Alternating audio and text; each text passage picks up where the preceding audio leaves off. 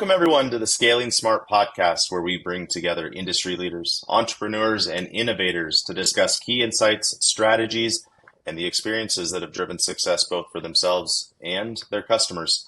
I'm Billy Mitchell, your host. Today, I'm excited to introduce a special guest, Richart Ruddie, founder of CaptainCompliance.com, which is a modern compliance as a service platform, helping companies meet complex data privacy, security, and regulatory requirements through a blend of expert guidance and automation. Captain Compliance streamlines compliance with laws like GDPR, CCPA, and the 20-plus state privacy laws, empowering businesses to reduce risk, build trust at scale. Quite a mouthful. I'm excited to jump in. Richard, thanks so much for joining us. How are you today? I'm doing great. Thanks for having me. Excellent. It's going to be a good conversation, and I'm excited to do it. Just in the preliminary research I've done with you've got quite the resume and quite the experience. I know this can be a good conversation. So, as a reminder to you as well as our audience, we break this podcast down into three primary sections. We want to get to know you. We want to get to know your organization. So, a bit of how you got to where you're at, what you guys do, as well as who do you serve. So, we want to know about your ideal client, as well as the industry. Where is it at? Where is it going? And then finally, growth and scale. My favorite part about growth and scale, what didn't work. I like to learn from other people's mistakes. Personally, I've made several of them, probably more than several. I like to fall forward or fail forward. So would love to learn a little bit about what I shouldn't do, but I also want to know what did work. So if you're ready, let's jump into it. Let's do it. Awesome. Perfect. Let's start with a bit about you.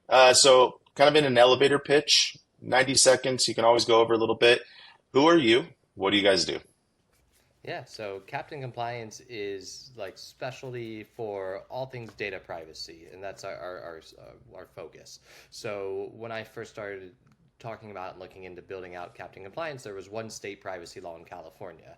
Fast forward today, there's 20 plus state privacy laws, regulations, and new AI requirements popping up. And every week there's new news stories of some sort of regulatory action, litigation, and lawsuits happening. In fact, I even got one yesterday from a potential client who said they just got sued for having LinkedIn trackers on their website.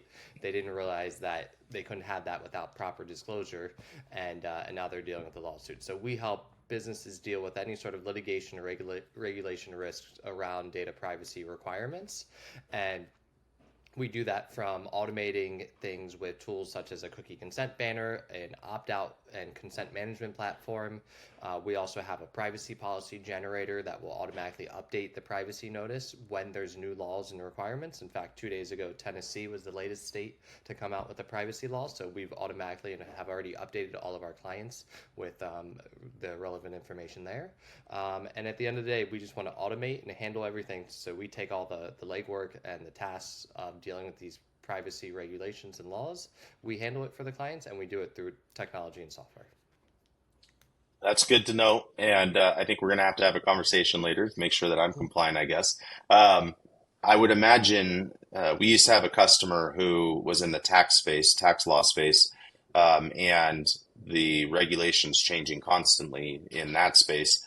Part of their value prop was that they stayed ahead of that. So I imagine in your industry, that's changing often, like you said, Tennessee with the new one.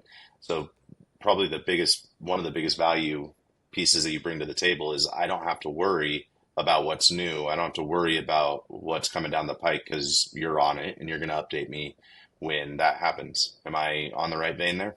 Bingo, you nailed it. So you don't want to have to worry, nor do you want to have a retainer with a big AM Law 100 law firm that you're paying a privacy expert there all this money to. And it's so complicated, even one single attorney has trouble grasping everything happening because there's so many things happening every single day, and it's global. So it all depends both on your jurisdictions and where your business operates in, where you're targeting clients, how you're retaining data, what sort of tech is running on your site. The biggest thing that's happening now is Metapixel, which is right Facebook ads. If you're running any sort of Facebook ads on your website, and you're not disclosing that, there's a few law firms that are finding these old archaic regulatory loopholes, we could say, and they're going after and they're suing businesses. And one's called the California Invasion of Privacy Act. So it's not even one of the state privacy frameworks, but it's an old 1980s law. And they're saying if you're running this technology, you're spying on individuals, you're taking their personal information, and you're not getting their consent. So these are all risks that people don't even think about, and things that we're saying, hey, look, we're handling all the risks, we're taking all the legwork and all the headaches, so you don't have to worry about it.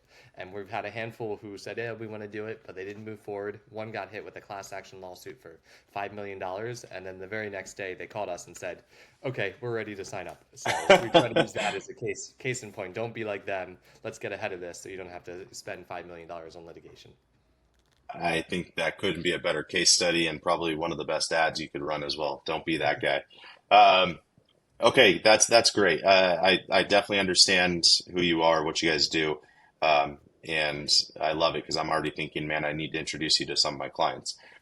So that said, let's go a little bit back in time. How'd you get to the point that you started Captain Compliance? Because what I love about my research that I did on you, you've got several exits, you've got several starts. You're obviously an entrepreneur. We were discussing before we started recording just your love of working, which I'm very much in that same vein. I look at work as, it's what I'm here to do, right? I work because that's what I'm built for. So I'd love to learn a little bit more. How'd you get to this point and walk us through your career? Yeah, so let's just go back in time in college, and it was around the time of the great financial crisis, and Lehman Brothers had just collapsed, and I wanted to work on Wall Street, and that was my plan to work at a big bank like a Lehman Brothers or Goldman Sachs. And I was in school in South Florida, and ended up connecting with a hedge fund locally down here, and they were like, "We're going to give you an internship while you're still in college." You can come work here, but we're also putting money into a startup and you can learn SEO and digital marketing. So I was like, whatever I can do to get my foot in the door, I'll work day and night. And I was working from 7:30 in the morning to 7 p.m. at night, kind of grinding and trying to prove myself. And I got a job on the trading floor, but the long short of it is really that the skill sets that I built from learning SEO and digital marketing, I ended up picking up those habits and working on side projects at nights and on the weekends, and ended up building up kind of one of my first businesses, and then led to a company called Profile Defenders, where we would fix anything that you didn't like on the internet, whether it was bad reviews, something on Yelp that was unfavorable or fake from a competitor. Sometimes there are cases where there'd be like a news article that we try and push down, and we do it by creating a lot of good content and press. And one of the services that we offered was data privacy removal. And what that was is, if you say, my name is Billy Mitchell and I live in Texas, and you Google that, you don't want that information online. And what we would do is we would go out and we would remove any of that personal information. And we called that data privacy removal. So fast forward over about a decade later, after I started the business, I see another business in the data privacy space that had raised some money at a $5+ billion valuation.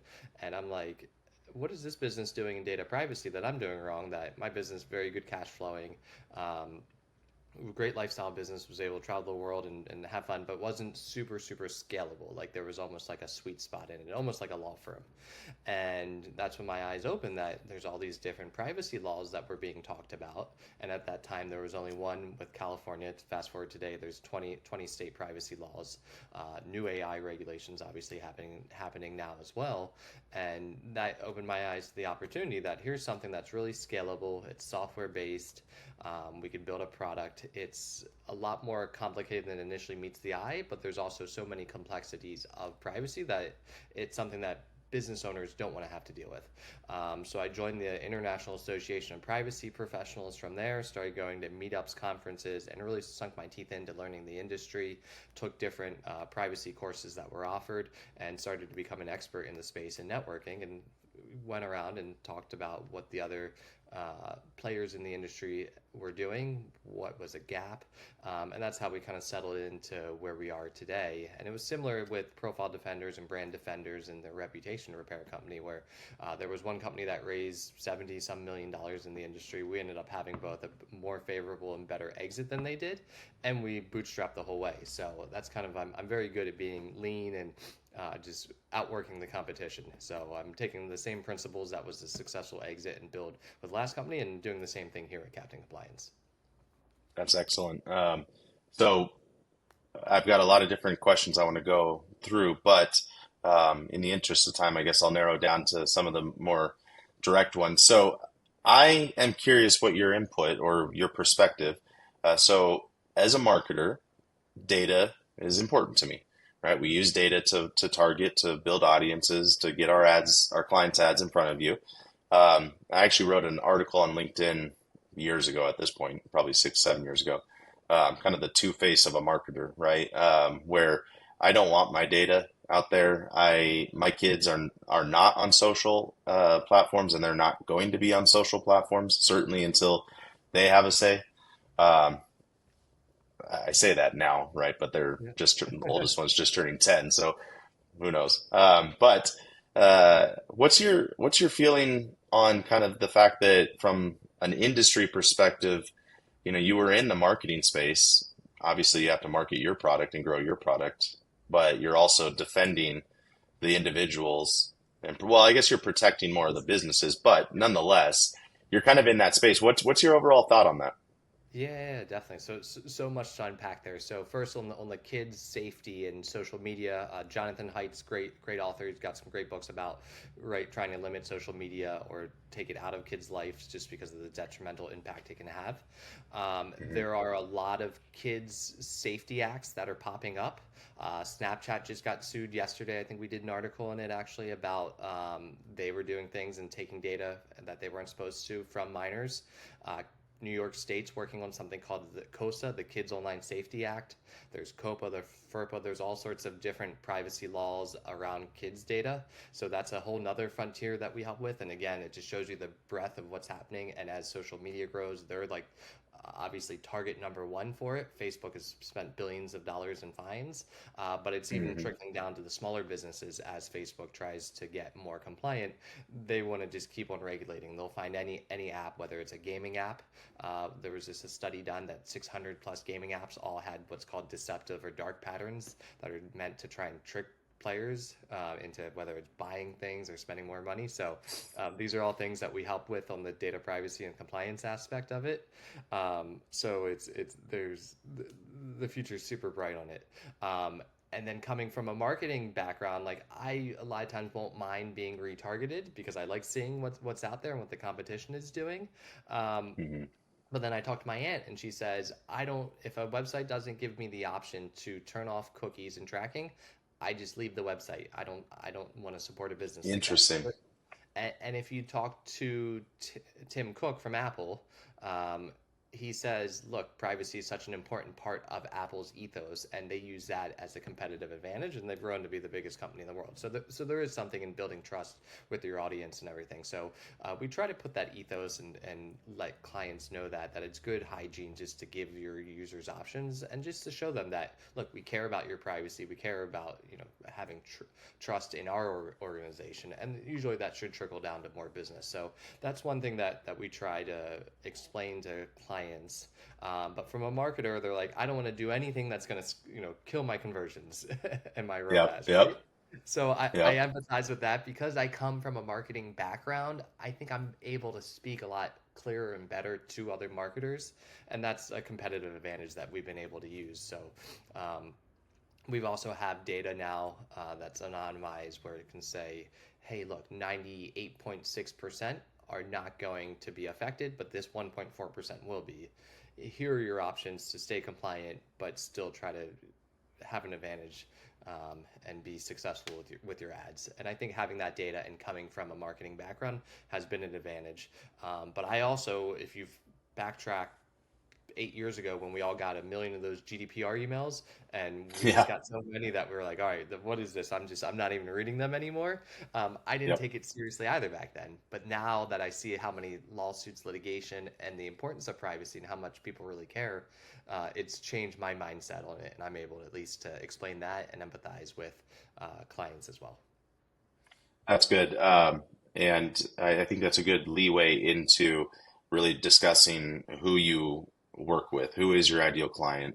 Because I'm thinking about my own customers that I would like to introduce you to, I'm also thinking, okay, what about me? So I feel like it could be as broad as if you have a website, we are your client, or we you can be our client rather.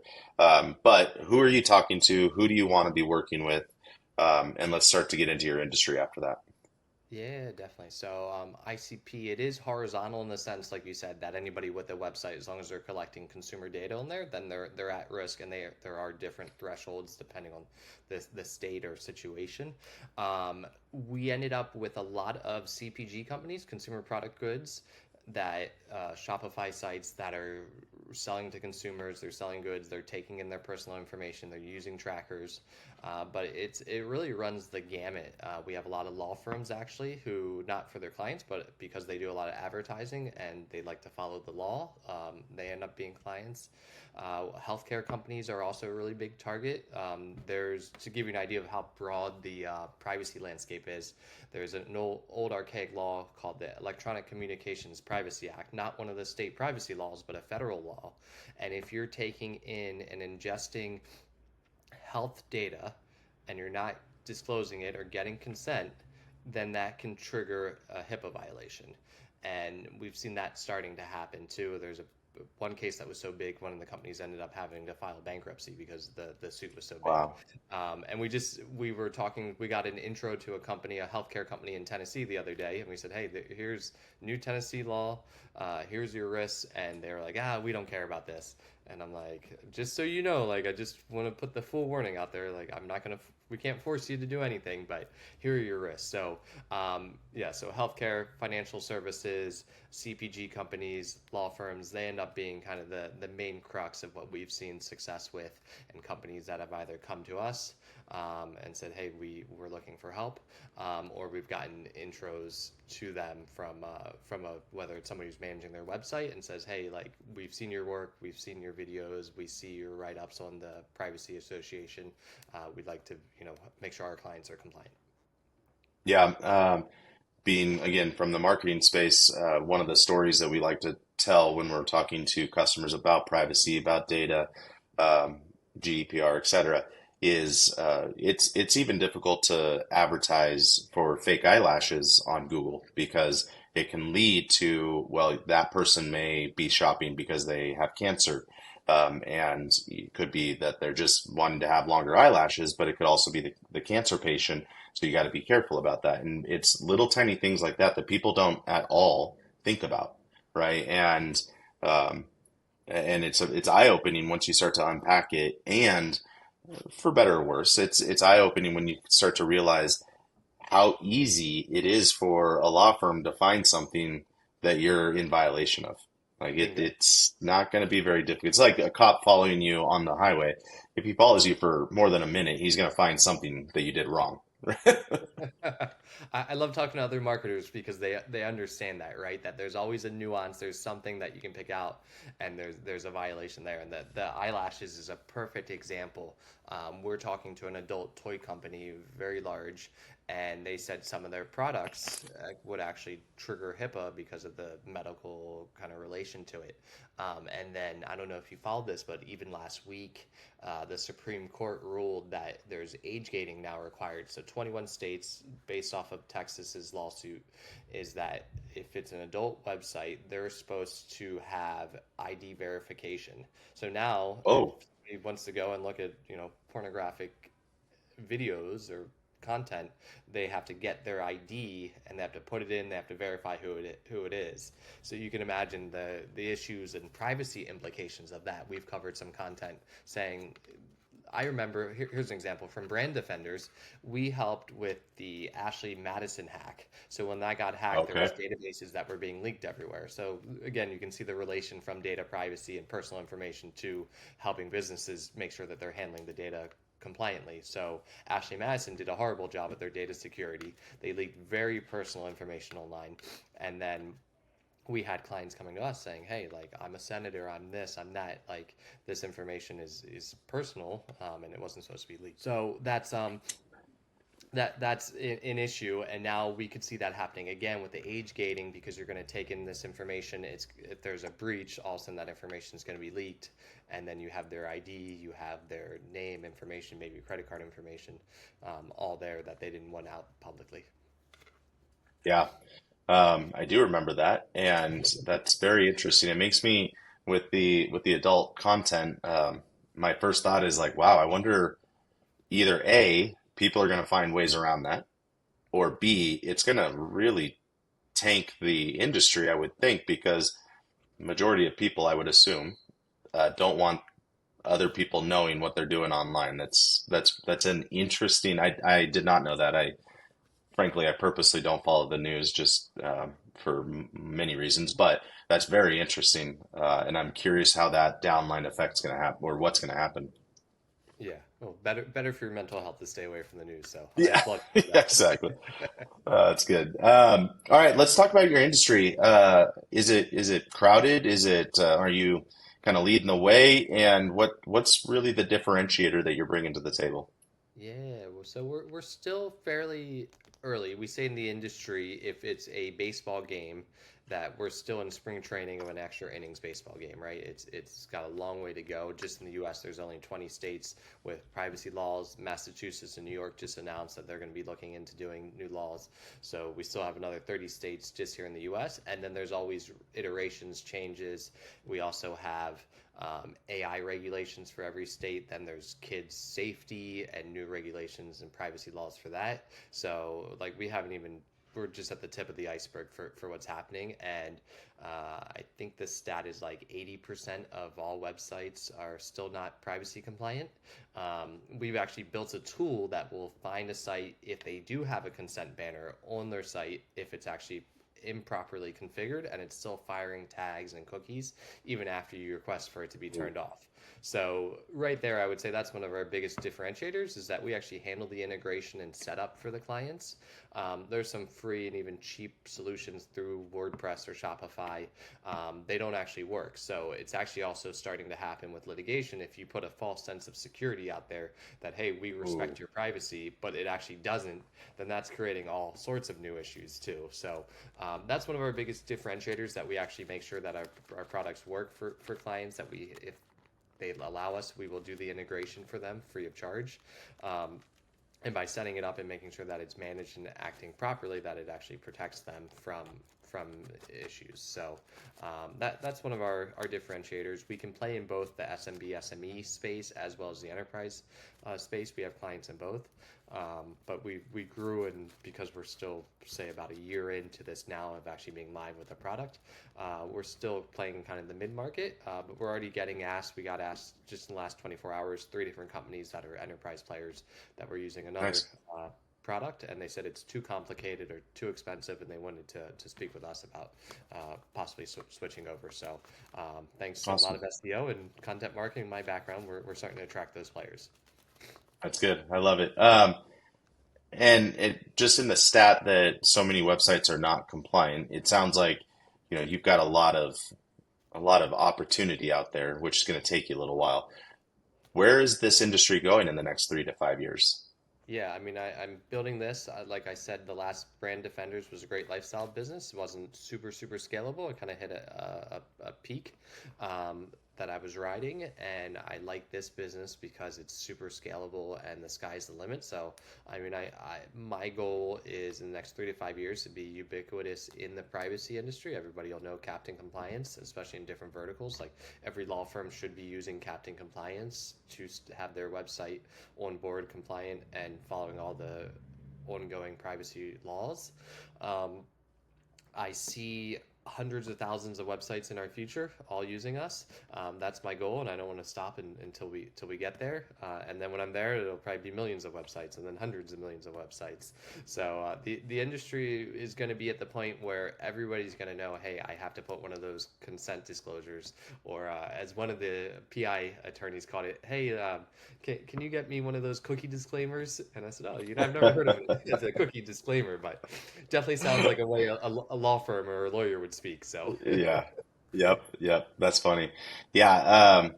I want to jump into what about the economy of privacy? So where individuals can actually sell their data, right? And kind of more make it as a market. Do you see that as popping up more?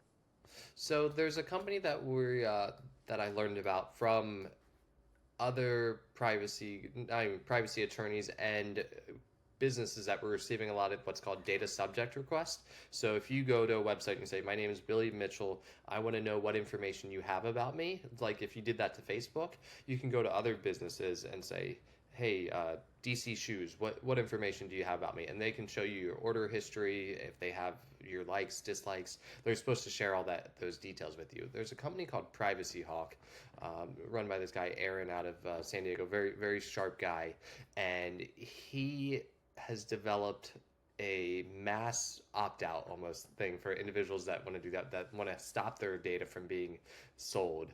And they have about 12,000 different websites, and they just mass market to all them, and they say, "Hey, opt out Billy Mitchell of all these, give us your information that you have about me, and delete it." So that's one side that's coming on privacy, but I don't see as many people that want to sell their data. It's already being like Facebook knows more about us than we know, right? That's Yeah, already out there. yeah, So the data it's is the true. new oil, right? It's out there. They have it now. It's trying to restrict it and just have it be used responsibly. And that's Yeah. the trend. And some of these more data privacy removal for individual companies popping up is kind of the other trend for individuals that I see happening. Yeah, absolutely. Well, let's talk about growth. So, what's kind of the tactics that you're deploying right now for growing? Obviously, it sounds like you got some good introductions to some large organizations, which is just in my own experience is a testament to providing solid work to other people because those are typically introductions that were made or referrals. Um, so what are some of the growth activities you're doing? How about partnerships? What's worked and certainly what's not worked?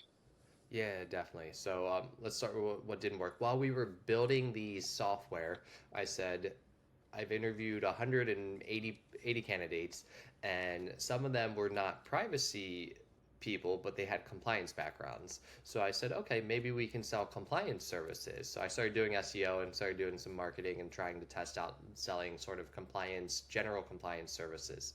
And then I was very fast to realize that compliance services is not what we want to get into, right? We want to stick with privacy and more software-based solutions and things tied around that.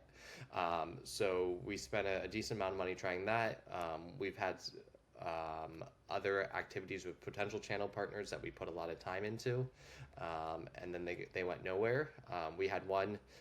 They wanted to do a partnership with a few different, say, hosting companies, and we even put together a joint press release. We put together content.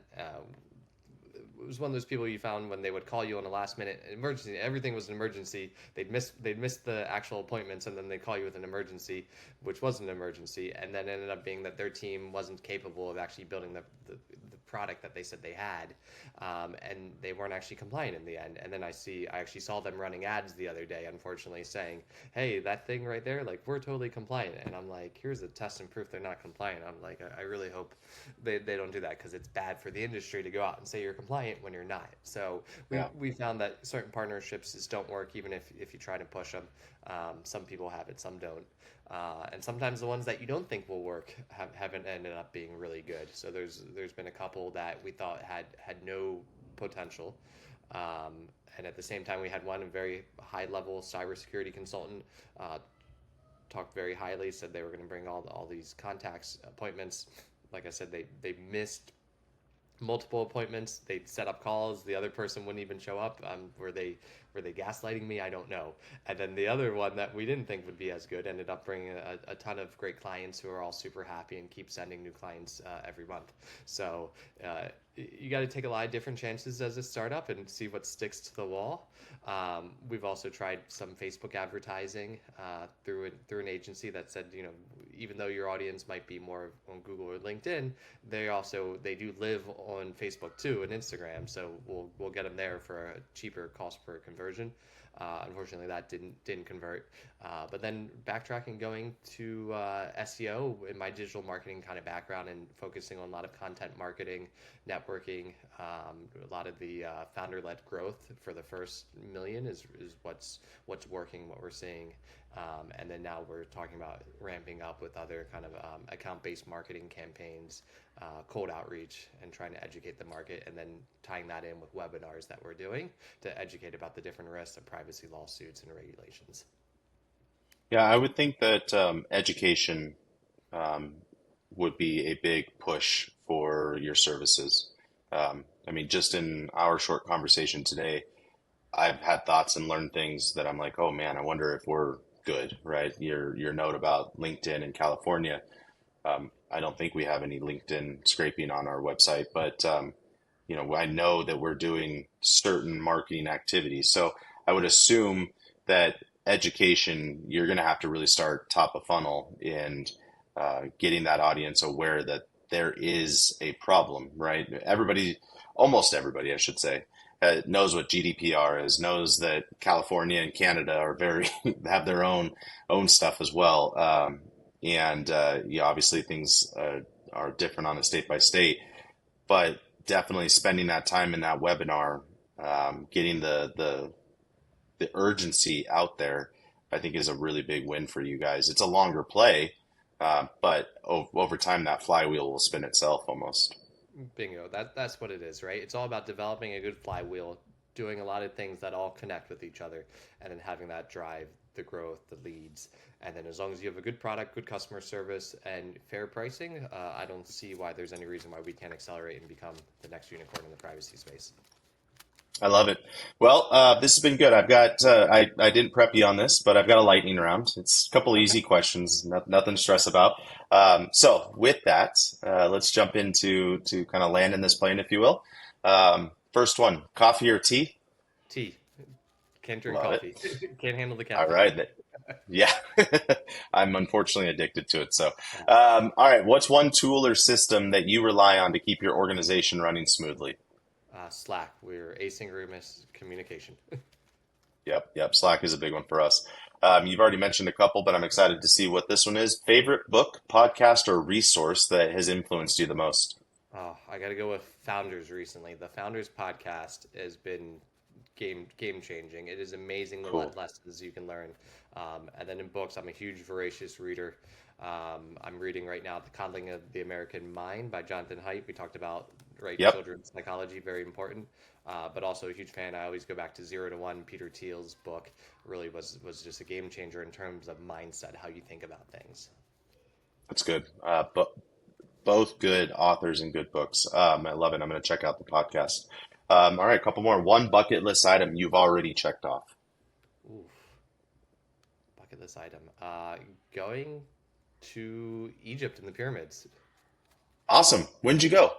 I went in July of 2021, and my Okay. wife was actually 7 months pregnant, and they said she was the only person at 7 months pregnant who had gotten up on a camel, and the camel rose all the way to the top. So we're That's adventurous. awesome. Yeah. That's awesome. I back in 2008, or I don't remember the exact year. I lived in Egypt for about 5 months. Oh, Went to the pyramids a couple times. I cannot wait to get back. I love the people. I love the place. I lived like a local, so I definitely was doing different things, but such a cool area. yeah. Um, all right, what's one goal you're still working towards? Ooh. Uh, Making it to every continent. I got Antarctica is the last one I got left. So Nice. we'll That's a do good one. an adventure. Yeah. All right, and final question then. Feel free to take a few extra seconds, but what's the biggest challenge you faced in your career, and how has it changed who you are and or your approach to business? So I would say it's family, right? The balance of family and work. I love to work all the time. I want to work. I'm getting out at, hey, stop working, come hang out with the kids, and I try to find the balance of it. Uh, but this is my baby, and if I'm gonna accelerate and be the best in the industry, right, we got to outwork the competition. So I understand that. So trying to find that balance has been tougher going from a lifestyle business to a true startup grind. That Yeah. has huge potential. Yeah, I completely agree. Awesome. Finally, Richard, people want to connect with you. What's the best way to do so? Yeah, they can find me on LinkedIn, as well as go to captaincompliance.com and follow our education. We're always publishing a ton of great content, and then sign up for our newsletter and just feel free to drop us a line and connect with me. I'm very open and responsive, and always glad to help anybody if they have privacy and compliance needs. Love it. Well, I appreciate your time. This has been a wonderful conversation. For everybody else, this is a wrap of this episode of Scaling Smart. I'm your host, Billy Mitchell, and I want to thank you for joining the Scaling Smart podcast, where we have conversations with real people who have real stories, who have learned how to scale smart.